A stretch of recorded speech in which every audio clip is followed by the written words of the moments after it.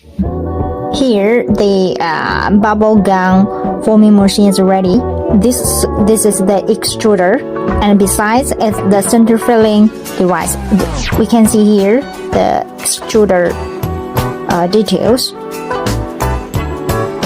2 hoppers, and the noses will be separated to 2 sides.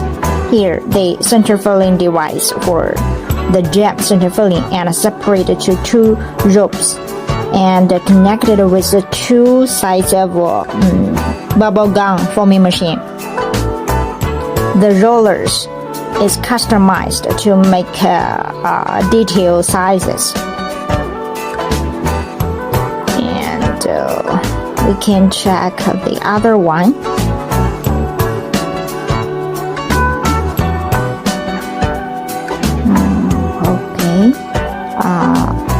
Let's see this one. These 2 are 2 different sizes. The roller design is different, and here is another design, another sizes. So this is ready for shipping to our direct client.